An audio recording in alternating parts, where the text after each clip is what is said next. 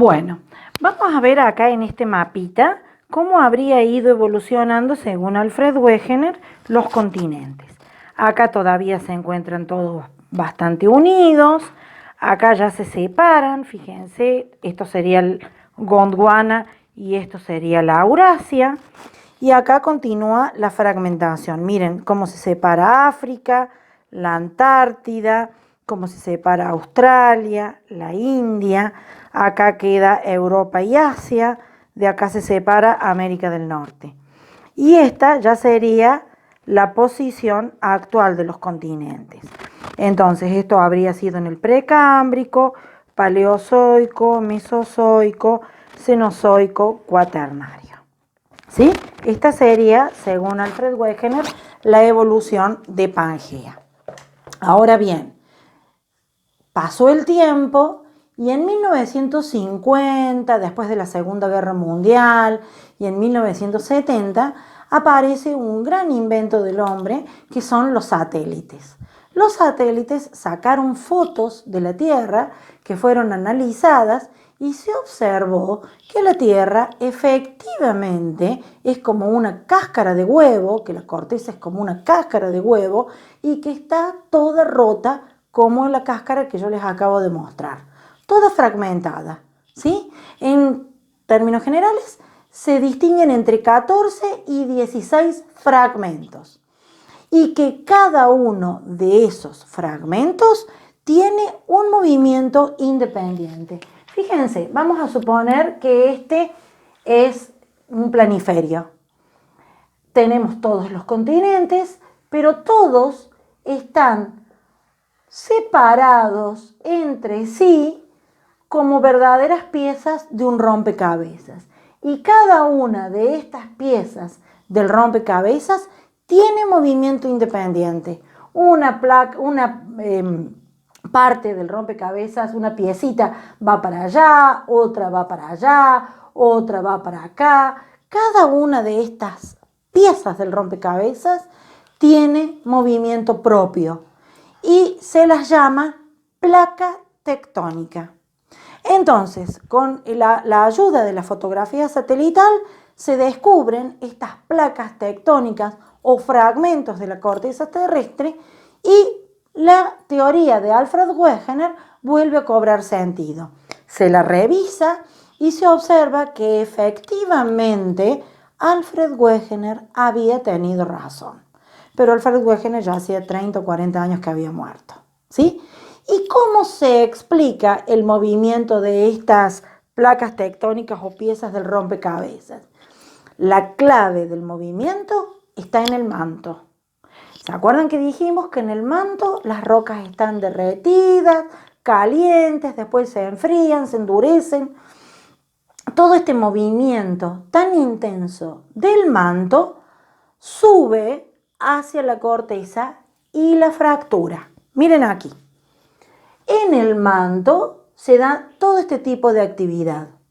Cuando la roca se calienta y se derrite, es empujada hacia la corteza en lo que se llaman las corrientes de convección. Cuando llegan a la corteza, la rompen, separan las partes, o sea, las placas, y allí se empieza a formar una zona de separación que quizás en el futuro puede haber sido un océano. Y una placa se desplaza para un lado, empujada por estas corrientes, y la otra placa se desplaza hacia el otro. En este caso, las placas se fracturan y se separan. ¿Y qué pasa donde las placas chocan? Porque tienen sentido opuesto, como por ejemplo acá. Miren, esta placa viene para acá y esta placa viene para acá. Estas dos placas van a chocar en lo que se llama el área de subducción. Y cuando las placas chocan, se meten sus bordes hacia adentro. Cuando todo este material ingresa al manto, se vuelve a calentar, se vuelve a derretir y va a formar una nueva corriente de convección.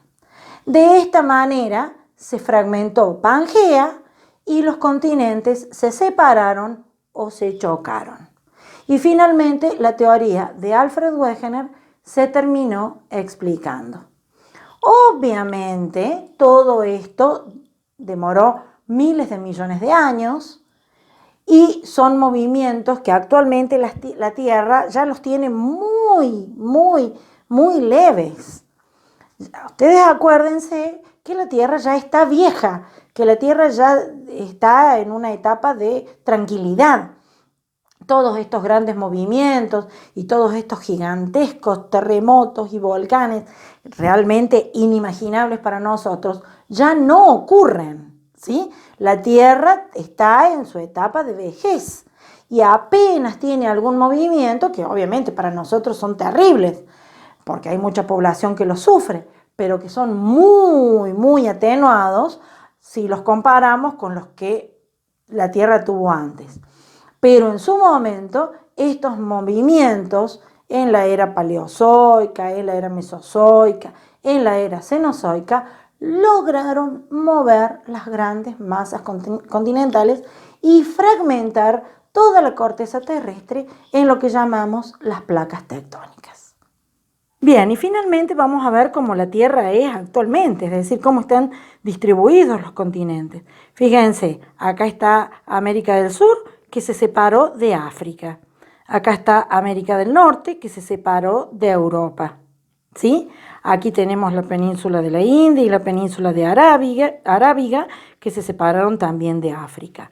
Australia, que se separó de África, miren a dónde se dirigió, o sea, se separó de África y se fue hacia el sureste y llegó acá.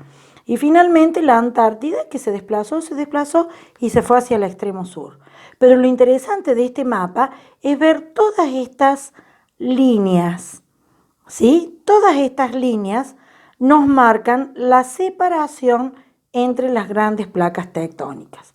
Por ejemplo, la placa euroasiática, la placa norteamericana, la placa pacífica, la placa indoaustraliana, la antártica, la sudamericana, la de Nazca, la africana, son los fragmentos en los que la cáscara de huevo de nuestra corteza se terminó formando, ¿sí? Y estas líneas que nosotros vemos aquí representan los bordes de las placas.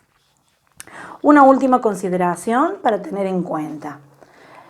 Las partes centrales de las placas son generalmente tranquilas. No hay volcanes en actividad ni hay sismos. Pero los bordes de las placas son zonas en donde permanentemente hay roce entre las placas, o porque chocan un poquito, o porque se separan, o porque friccionan. Esas son las áreas peligrosas de la Tierra.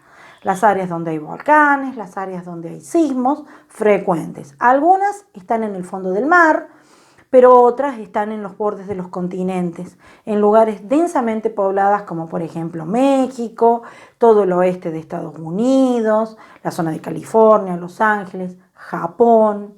Son áreas, bordes de placas con actividad permanente.